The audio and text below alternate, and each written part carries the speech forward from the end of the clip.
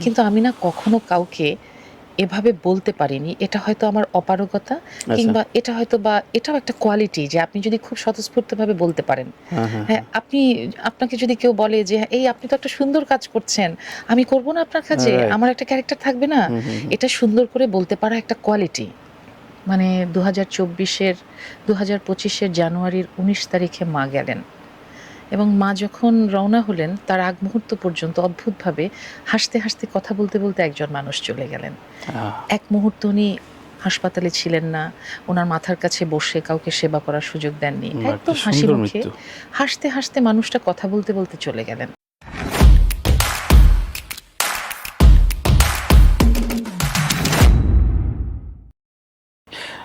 আমাদের খুব প্রিয় মুখ, প্রিয় শিল্পী। ছবি আমার নাম তানভীর তারেক। কেমন আছেন? আমি খুব ভালো আছি। অনেক দিন হয়ে গেল, অনেক বছর। কেমন শিল্পী জীবনটা কেমন? শিল্পী জীবন একটা জার্নি, এবং এই জার্নিটায় শিল্পী হয়ে ওঠা বা কতটা শিল্পী হতে পেরেছি সেটা জাজমেন্ট আসলে নিজে করা কখনো সম্ভব হয় না। হুম।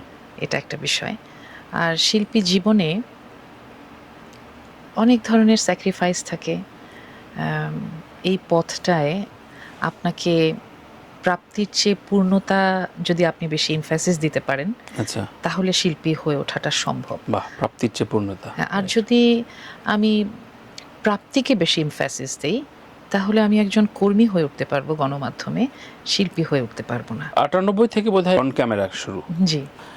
ঠিক পেশা হিসাবে এটা নেয়ার যে ভাবনাটা বা ওই জায়গায় স্টেবল হওয়াটা, এটা কবে থেকে বা কিভাবে? যে অন্য কিছু করব না, এটাই করব। আমি যখন স্কুলে পড়তাম, আমার মনে আছে আমি খুব ছোটবেলা থেকে নাচ শিখতাম। ৪ বছর বয়স থেকে আমার মা আমাকে নাচের স্কুলে নিয়ে গেলেন। আচ্ছা।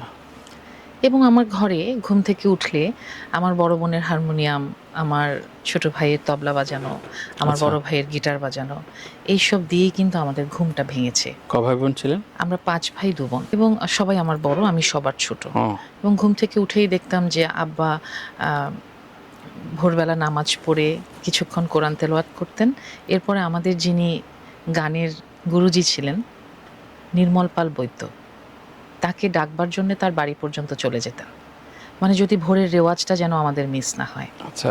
তো এভাবে বাবা-মায়ের যেই পরিবেশ, বাবা-মায়ের তৈরি করা হুম, পরিবারে, হুম, হুম। সেটা দেখতে, দেখতেই আসলে কিন্তু আমার শৈশবটা কেটেছে। এবং তখন এইম ইন লাইফ লিখতে হতো আমাদেরকে স্কুলে। আমার মনে আছে যে আমি এইম ইন লাইফে লিখেছিলাম আমি শিল্পী হব। সে সময়? সে সময় আমি লিখেছি, এবং শিল্পী শব্দটা তখনও হয়তো আমি বুঝতে পারিনি, বা শিল্পী হবার এই জার্নিটা কেমন হবে, বা এই জার্নিটা কিভাবে করতে হয়। অভিনয় করব তখন আসলে নির্ধারিত ছিল না। তখন আমি নাচ শুরু করলাম। একটা পর্যায়ে নাচ থেকে আমি তখন আমি চিটংয়ে ছিলাম। চট্টগ্রামের শাশ্বত ললিত কলা আচ্ছা। একাডেমিতে আমি নাচ শিখতাম। এবং আমার গুরু ছিলেন ববিতা দাস, রূপক সেনগুপ্ত। তো এরপরে যখন ঢাকায় এসেছি আমি বাফায় নাচের স্কুলে ভর্তি হয়ে গেলাম। আচ্ছা। আসলে নাচের সুবাদেই আমার বাংলাদেশ টেলিভিশনে যাওয়া। ও। এবং ওই সময় টেলিভিশনে ওই নাচের অনুষ্ঠান করতে গিয়ে আব্দুল্লাল মামুন স্যার তখন গেস্ট ডিরেক্টর হিসেবে কাজ করতে গেছেন। আচ্ছা। একটা নাটক করবেন লিও টলস্টয়ের বিদেশি গল্প অবলম্বনে। এবং তখন উনি আমাকে দেখে ওনার যে মুখ্য চরিত্রটি, কেন্দ্রীয় চরিত্র, ওই চরিত্রের জন্যে উনি একদম নতুন একটা মুখ চাইছিলেন।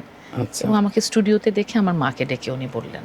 ও। এবং আমার মাই আসলে সেই সাহসটা করেছিলেন। শিল্পী জীবনে একজন মায়ের ভূমিকা প্রচণ্ডভাবে থাকে না ছবি এবং মানে ব্যক্তি জীবন বলেন বা কর্মজীবন, বা হ্যাঁ। যদি বলি একজন শিল্পীর শিল্পী জীবন, প্রত্যেকটা ক্ষেত্রে মা হচ্ছেন উৎস, বাবা হচ্ছেন সাপোর্ট করবার জন্যে খুব জরুরি। বাবার কিন্তু সাপোর্টটা খুব এবং আমার মা চেষ্টাটা করেছেন, পরিশ্রমটা করেছেন এবং অনেক স্যাক্রিফাইস করেছেন আমার জন্যে।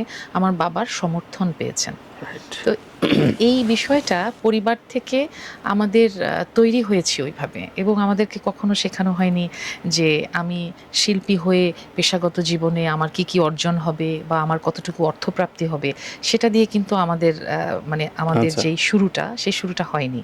মানে যেটাকে আমরা বলি ওরিয়েন্টেশন একজন হ্যাঁ, হ্যাঁ, মানুষের, হ্যাঁ, হ্যাঁ। সেভাবে আমাদের ওরিয়েন্টেশনটা হয়নি। আমাদের ওরিয়েন্টেশনটা হয়েছে যে লেখাপড়ার পাশাপাশি গান করতে হবে, শিল্পের প্রত্যেকটা মাধ্যম সম্পর্কে জানতে হবে, একাডেমিক লেখাপড়ার বাইরে প্রচুর বই পড়তে হবে, Right. অনেক গান শুনতে হবে। ঠিকঠাক মানুষ হিসেবে গড়ে উঠতে হলে এগুলো একজন থাকতে হবে আর খুব কি। স্বাভাবিকভাবে, আমার বাবা খুব সাধারণ একজন মানুষ ছিলেন, চাকরিজীবী ছিলেন, বাবা লাইফ ইন্স্যুরেন্সে ছিলেন, এবং আমরা যে 5 ভাই 2 বোন মানুষ হয়েছি, আমাদের প্রত্যেকটা ভাই বোনকে পরিপূর্ণভাবে লেখাপড়া শেখানো, সেই সাথে মানুষ হিসেবে মানবিক প্রত্যেকটা গুণাবলীর মধ্য দিয়ে যেন আমরা যাই, সেটা কিন্তু বাবা মাই বনে দিয়েছেন।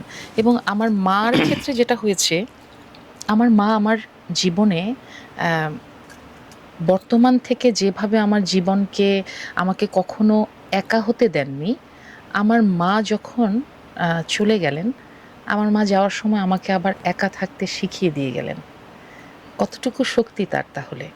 সেটা কেমন একটু কি ব্যাখ্যা করা যেমন যায়? যতদিন মা ছিলেন আমি একদম সম্পূর্ণভাবে আমার মায়ের উপরে নির্ভরশীল ছিলাম। আমার জীবনের দর্শনটা একরকম একদম ছিল। গত বছর অবধি? মানে 2025-এর জানুয়ারির 19 তারিখে মা গেলেন, এবং মা যখন রওনা হলেন তার আগ মুহূর্ত পর্যন্ত অদ্ভুতভাবে হাসতে হাসতে কথা বলতে বলতে একজন মানুষ চলে গেলেন।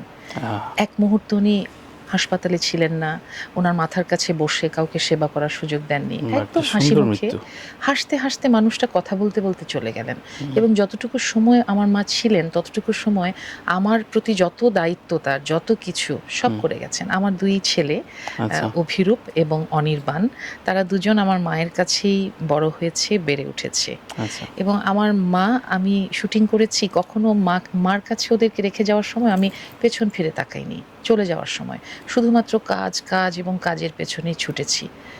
আর মা ঠিক, আমার ছেলেরা যেদিন মা চলে গেলেন, আমি সকালে শুটিংয়ে গেছি, আমাকে তৈরি করে দিলেন, আমাকে খেয়ে যেতে বললেন, আমার ছেলেদেরকে তৈরি করে স্কুলে পাঠালেন। স্কুল থেকে আমার ছেলেরা ফিরে আসলো, মনে হচ্ছিল যেন আমার মায়ের কাছে আমি আমানত রেখে গেছি, আমার আমানতটা মা রক্ষা করে গেলেন। এবং ফিরে আসার পরে ওদেরকে খেতে দিল, ওদেরকে দুধ খাইয়ে, ওদেরকে চকলেট দিয়ে বলল, তোমাদেরকে আমি গোসল করে এসে আমি তোমাদেরকে ভাত খাওয়াবো। এবং মা গোসলে গিয়ে একদম ঠিক ঘুমিয়ে গেলেন। অনেকক্ষণ আমার মায়ের শব্দ পাচ্ছিল না সবাই। তারপর আমার ছেলে, খুবই ছোট ওরা, কিন্তু ওরা দরজাটাকে হাতুড়ি দিয়ে একটু করে ভেঙে দেখলেন যে আমার মা ঠিক ঘুমিয়ে থাকে যেমন মানুষ, হাসি মুখে ঘুমিয়ে আছেন। এবং একজন মানুষ হাসতে হাসতে চলে গেলেন। আমার মনে হয় যে মা যাওয়ার পর আমি প্রথম বুঝতে শুরু করলাম যে আমাকে এখন আমার জীবনের প্রত্যেকটা ডিসিশন, আমার জীবনের প্রত্যেকটা স্টেপ আমাকে একা চলবার এবং একা এগিয়ে যাবার সেই প্র্যাকটিসটা করতে হবে। তাহলে আমার মায়ের যাওয়াটা কিন্তু আমাকে একা থাকার সেই শিক্ষাটাও দিয়ে গেলেন। আরেকটা ব্যাপার বলতে চাই আমি, আমাদের জীবনে যেমন জন্ম এক ধরনের সমৃদ্ধি দেয়, মানুষকে পরিণত করে, মানুষের মেধা, মনন, বিকাশ সব কিছুর গঠনে সহায়তা করে, ঠিক তেমনি মৃত্যুও কিন্তু মানুষের ফিলোসফিক্যাল পয়েন্ট অফ ভিউতে অনেক প্রভাব ফেলে। এবং আমার মায়ের চলে যাওয়াটা আমার জীবন দর্শন, আমার ভাবনা সব কিছুতে অনেক পরিবর্তন এনেছে। সবাই দীর্ঘদিনই সাপোর্ট পেয়েছেন, এটাও একটা বড় শুকরিয়ার বিষয়। অবশ্যই। এবং কিন্তু আমার কষ্টটা হয় কেন, যে আমি প্রস্তুত ছিলাম না। আমার সবসময় মনে হতো যে মা তো থাকবেনই, চিরকাল থাকবেন। তো ওই যে অপ্রস্তুতভাবে আমার জীবনের সবচেয়ে প্রিয় মানুষটি, আমার মধ্যমণি, আমার জীবনের মধ্যমণি চলে যাওয়া, সেটা আমার জন্যে অনেক বড় একটা, কি বলবো, আমার জীবনের অনেক বড় পরিবর্তন।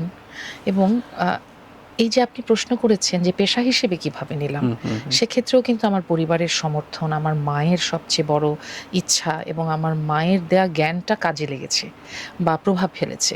আমার মা সবসময় চাইতেন যে এমন একটি কাজকে তার সন্তানরা পেশা হিসেবে নিক, যে কাজটি তার সন্তানকে জব স্যাটিসফ্যাকশন দেবে। আমরা পৃথিবীতে অধিকাংশ মানুষই সারাটা জীবন এমন কাজের পেছনে নিজের সময়টা দিয়ে দিই যেখানে আমাদের জব স্যাটিসফ্যাকশন থাকে না। সে কারণে হয় কি, যে আমরা কাজটা পরিপূর্ণভাবে আমাদের নিজের কাজটাকে আমরা আত্মসন্তুষ্টির পর্যায়ে নিতে পারি না। তো আপনি এই অভিনয় জীবনে কখনো মনে হয়নি যে না অন্য কিছু করি, একটু আক্ষেপের জায়গায় তৈরি হয়, বিব্রত হবার, কখনো মনে হয়নি যে না? অনেক সময় শুনি, এটা ফ্যাক্টও, যে শুরুর দিকে অনেকবার অভিনেত্রী, অভিনয় শিল্পী, অভিনেতার ঠকতে হয় ফিনান্সিয়ালি। প্রথম কাজ করছো, এগুলো বুঝতে বুঝতে অনেকগুলো প্রডিউসার তাকে ঠকায়। আমাদের এখানে অনেক শিল্পী বলেছেন যে কমপক্ষে প্রথম 1-2 বছর রেমুনারেশন বা পারিশ্রমিক নিয়ে কথাই বলা যাবে না, কথা বললে সেটা বেয়াদবি হয়। আপনার জীবনে কি একই রকম? এরকম ঘটনা আমাদের প্রত্যেকের জীবনে ঘটেছে। প্রত্যেকের জীবনে এটা নিয়ম না? এমন হয়েছে যে অনেক অনেক নামকরা পরিচালক হয়তো স্বপ্ন দেখেছি যে ওনার কাজ করব, করবেন, হ্যাঁ। হ্যাঁ, বা ওনার সান্নিধ্যে ওনার কাছ থেকে কর্মক্ষেত্রে সমৃদ্ধ হব, কিন্তু দেখা গেছে যে ওনাকে বলিনি, রেমুনারেশনটা পাইনি। অনেক বড় ডিরেক্টর, মনে হয়নি যে ওনার কাছে হয়তো মনে হয়েছে যে ওনার সঙ্গে যে কাজ করেছি, ওনার কাছ থেকে শিখেছি, এটাই হয়তো বা সর্বোচ্চ প্রাপ্তি। এবং আমি মনে করি আমার ক্ষেত্রে এই বিষয়টি নিয়ে আমি কখনো বিব্রত হইনি, কখনো আক্ষেপ নেই আমার। হ্যাঁ, মানে সেটা হয়তো আপনি বিনয় প্রকাশ করছেন, শিল্পী তো আচরণ করছেন, কিন্তু এটা তো ঠিক না। মানে ইন জেনারেল আপনি যদি আপনাকে বাদ রেখে বলেন, হ্যাঁ, এটা তো আসলে এটা ঠিক কখনোই হয় ঠিক না, না। ঠিক না, হয় না। না। তাহলে আপনিও যখন পরিচালনা শুরু করবেন, আপনিও কি নতুন 4 জনকে কোনো পয়সা দেবেন না? মানে আপনি প্রশ্নই শিখছেন আসে যেহেতু, না। আপনি যেহেতু একটা অর্ধেক স্কুল খুলে ফেলছেন, হ্যাঁ। তো এই যে একটা প্র্যাকটিস, এটা কি সমর্থনযোগ্য না? নিশ্চয়ই কখনোই সমর্থনযোগ্য না। সমর্থনযোগ্য না। আমি আমার ব্যক্তিগত জায়গা থেকে কেন বলেছি যে আমি বিব্রত হওয়ার ব্যাপারটা কখন আসে যে এটার জন্য আমি প্রস্তুত ছিলাম না। এটা হয়েছে কখনো কখনো, হ্যাঁ, হ্যাঁ, রাইট। কিন্তু আক্ষেপটা কেন বলবো নেই, কারণ হচ্ছে আমি আমার আজকের অবস্থান থেকে কখনো কখনো যখন শুনি যে অনেকের কাছে শুনি কিন্তু যে রেমুনারেশন নিয়ে অনেক ঝামেলা, এটা মানে আমি বলবো যে আমার জায়গায় যে আমি একটু একটু করে পরিণত হয়েছি, আমি নিজেকে শিল্পী হিসেবে তৈরি করতে চেয়েছি, আমার কখনো এটা মনে হয়নি যে কেন আমি অভিনয় শিল্পী হলাম। আচ্ছা। এই আক্ষেপের জায়গাটা আমার নেই। এটার একটা কারণ আছে। কারণ হচ্ছে আমি তো আসলে চেয়েছি মানে যে আপনি এটাতেই আনন্দ খুঁজেছেন? এটাতেই আমি আনন্দ হ্যাঁ, রাইট। খুঁজেছি। আমি যখন অভিনয় করি, আমি অভিনয়টা পূর্ণ মনোযোগ দিয়ে করি, সম্পূর্ণভাবে শতভাগ চেষ্টা থেকে করি, এবং আমি একটা পর্যায়ে যখন মনে হয় যে কোনো চরিত্র ভালো লাগছে না বা কোনো কাজ ভালো লাগছে না, যেই কাজগুলো আমার আসছে, তখন আমি লিখি। আচ্ছা। কখনো আমি গান করি, কখনো আমি ছবি আঁকি।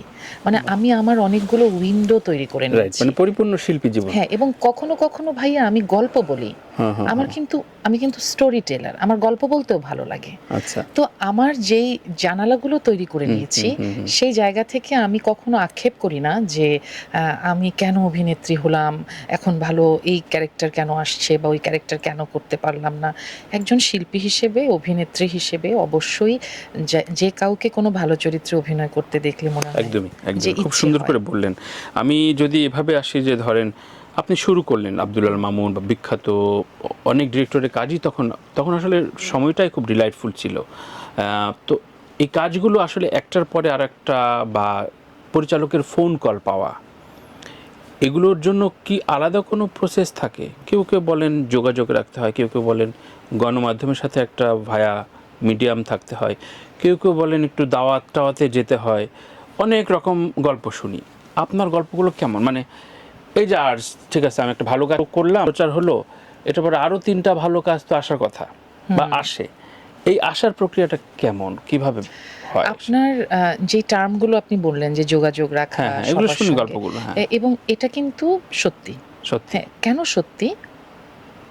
যোগাযোগটা আমি প্রত্যেকটা জিনিস না ইতিবাচক অর্থে বলতে হ্যাঁ, চাই। আমিও বলছি। আমি মনে করি যে আপনার সঙ্গে, আপনি আমাকে চেনেন, জানেন, এবং আপনার সঙ্গে আমার কখনো কখনো হয়তোবা আপনার কোনো একটা ভালো কাজে আমি আপনাকে স্বতঃস্ফূর্তভাবে অভিনন্দন রাইট। জানাচ্ছি। কাজের আপনি আমাকে কাজের বাইরে। জানাচ্ছেন। কাজের বাইরে কখনো হয়তো কেমন আছি আমরা, এবং আমরা যারা একসাথে দীর্ঘদিন কাজ করি, যেকোনো কার্যক্ষেত্রেই আপনি বলেন না কেন, প্রফেশনাল যেকোনো সেক্টরে প্রত্যেকের কিন্তু কর্মক্ষেত্রে আলাদা একটা পরিবার তৈরি হয়, ডেফিনেটলি, তাই না? এবং ডেফিনেটলি। কিন্তু ছবি আমি 2 ধরনের শিল্পী পাই। গল্প তো অনেকে শুনি, তারা বলেন যে আমি একটা ভালো কাজ দিয়েছি, সুতরাং আমি কেন চাইতে যাব, আমি বসে থাকবো, আমাকে ডাকবে।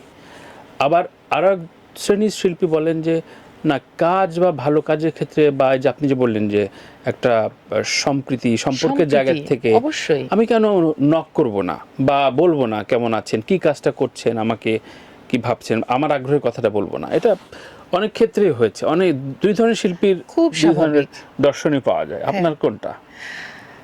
আমার ক্ষেত্রে কি, আপনার সঙ্গে আমার যোগাযোগ থাকবে বা আপনার ভালো মন্দে আমি অবশ্যই পাশে থাকবো, সুখে দুঃখে। ওই যে বললাম আমাদের একটা পরিবার হয়, কিন্তু আমি না কখনো কাউকে এভাবে বলতে পারিনি। এটা হয়তো আমার অপারগতা, কিংবা এটা হয়তো বা এটাও একটা কোয়ালিটি যে আপনি যদি খুব স্বতঃস্ফূর্তভাবে বলতে পারেন। হ্যাঁ, আপনাকে যদি কেউ বলে যে এই আপনি তো একটা সুন্দর কাজ করছেন, আমি করব না আপনার কাজে, Right. আমার একটা ক্যারেক্টার থাকবে না, এটা সুন্দর করে বলতে পারা একটা কোয়ালিটি তানভীর ভাই। এটা কিন্তু কখনো নেগেটিভ অর্থে বা নেতিবাচক না, অর্থে আমি দেখার ধরি না, নয়। মোটেও ধরি না। এবং হ্যাঁ। এই কোয়ালিটিটা আমার, সত্যি কথা, আমার এই কোয়ালিটিটা নেই।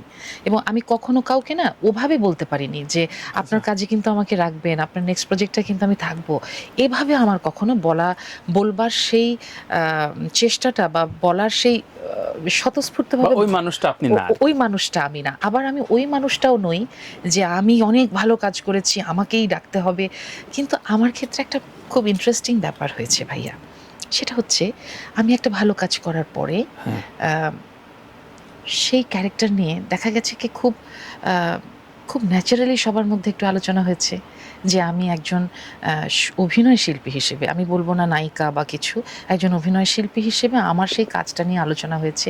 2-4 জনের পরে হয়তো বা আরেকজন ডিরেক্টর আমাকে একটা ভালো ক্যারেক্টারে ডেকেছে।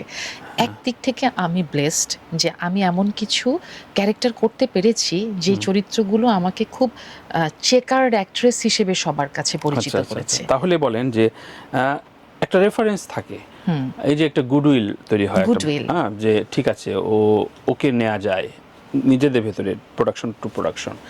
এই রেফারেন্সগুলো আপনি কেমন পেয়েছেন? মানে একটা ভালো কাজ করার পরে আরেকজন ভালো পরিচালককে হয়তো বলেছেন না ছবিকে কাস্ট করা যায়, এগুলো কেমন ওই সময়? মানে প্রাথমিক জীবনে তো এগুলো খুব গুরুত্বপূর্ণ। আমার প্রথম জীবনে আমি যখন আমার অভিনয় ক্যারিয়ার শুরু করেছি, হ্যাঁ। এবং সে সময়ে খুব গুরুত্বপূর্ণ ভূমিকা রেখেছিলেন সাংবাদিক ভাইরা। আচ্ছা। খুব চমৎকারভাবে ইতিবাচক সমর্থন রেখেছেন। এবং তানভীর তারেক, আপনিও তাদের মধ্যে অন্যতম। ভীষণ নিঃস্বার্থভাবে আপনি আমাকে ইতিবাচক সমর্থন দিয়েছেন, এবং আমি কিন্তু সেটা মনে করি সবসময়।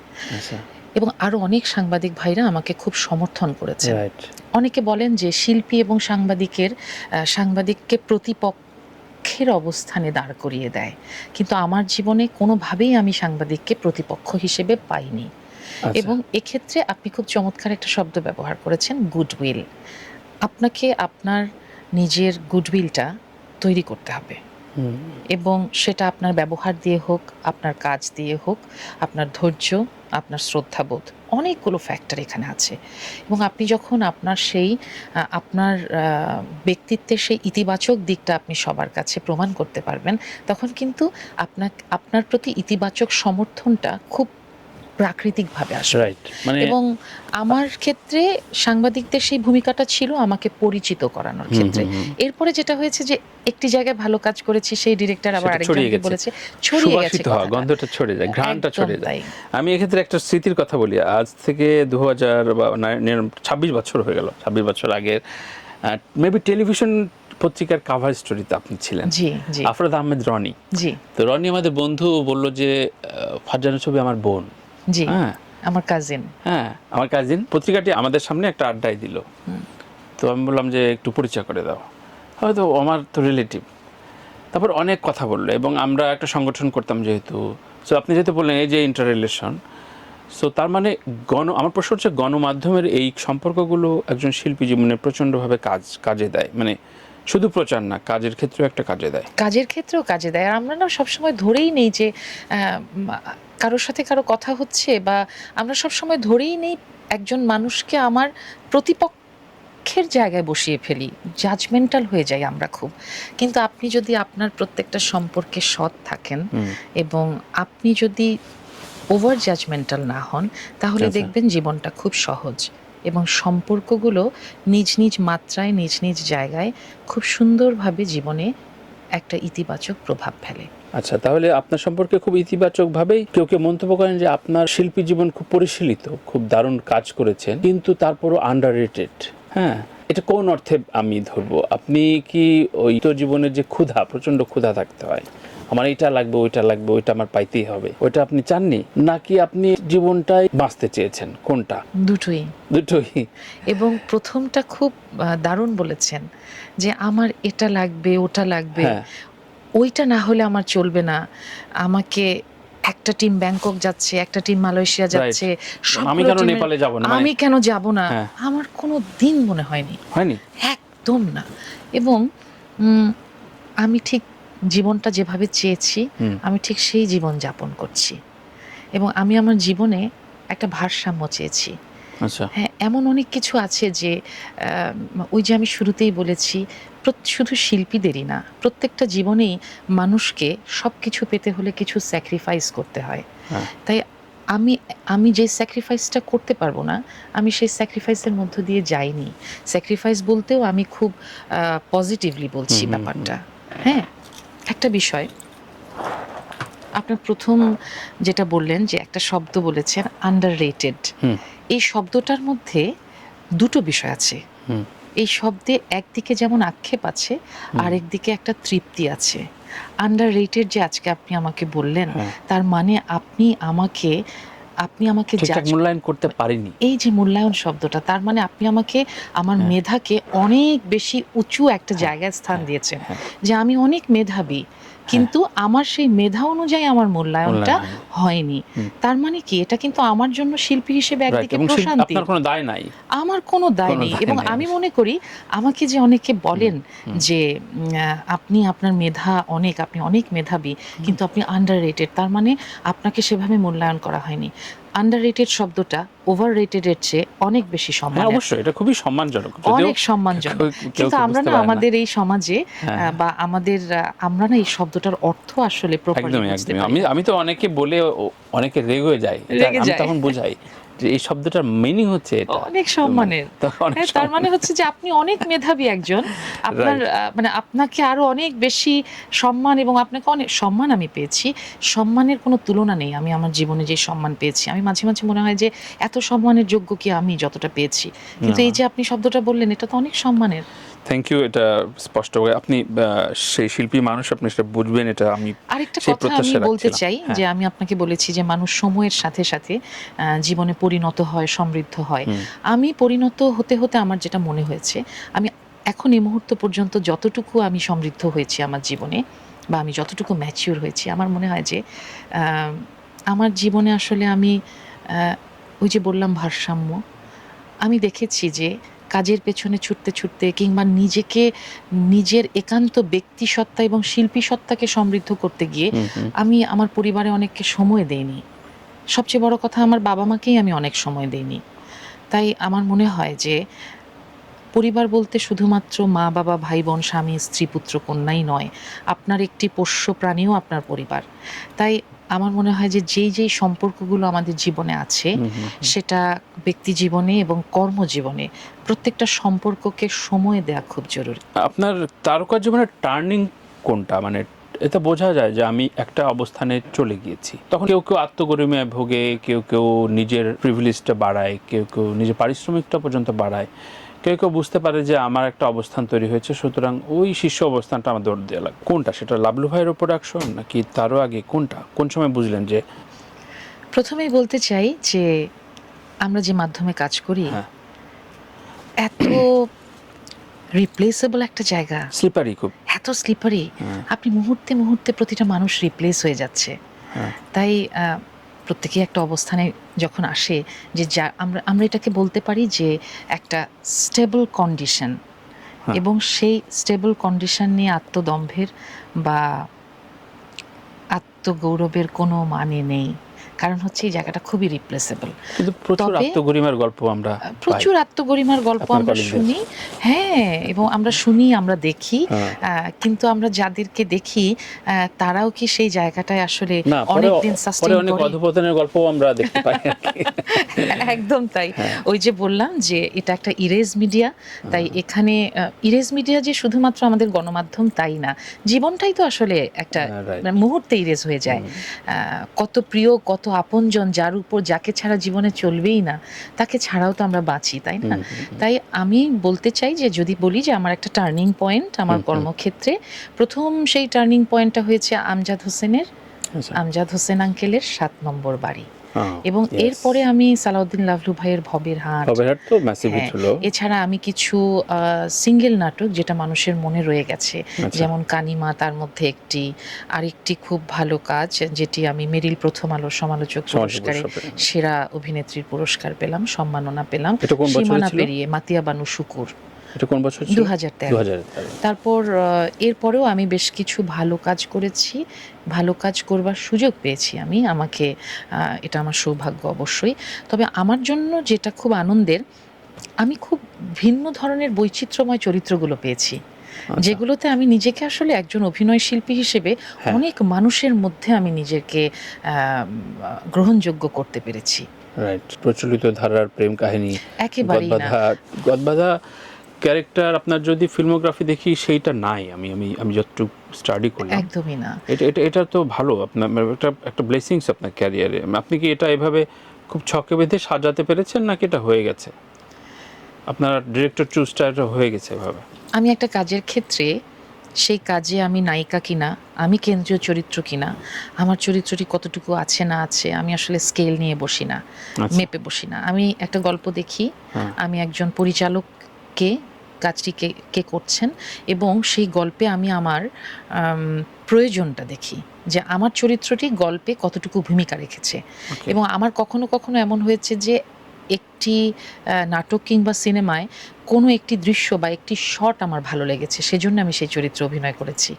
এমন আমার অনেক হয়েছে। হ্যাঁ, আমার এমন হয়েছে যে একটা শট আমার কাছে মনে হয়েছে যে এখানটায় আমি অভিনয় শিল্পী এবং ব্যক্তি ছবি ব্লেন্ড হয়ে গেছে।